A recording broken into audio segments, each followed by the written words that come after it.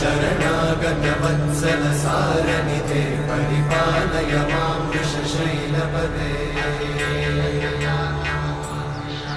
अतिवेलतया तव दुर्विषहैरनुवेलकृतैरपराधशतैः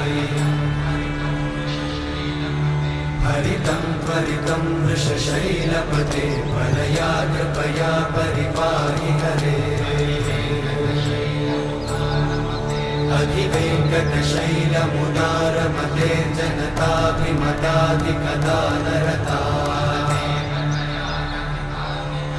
परदेवतया गदितान्निगमै कमलादयितान्न परं कलये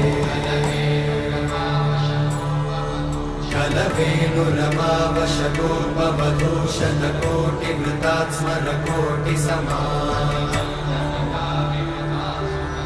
प्रतिवल्लविकाभिमतात् सुखदात् वसुदेवसुतान्न परं कलये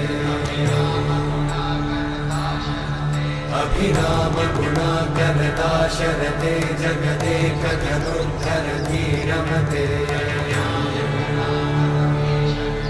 रघुनायक राम रमेश विभो वरदो भवदेव दयाचलदे। జై శ్రీమన్నారాయణ. శ్రీ శ్రీ కళ్యాణ వెంకటేశ్వర స్వామి, ముడుపుల కళ్యాణ వెంకటేశ్వర స్వామి కోరమన్నపాలెంలో వెలిసిన ఈ స్వామి ముడుపులతో భక్తజనాలతో శనివారం నాడు ఇలా కోలాటంగా ఉంటుంది.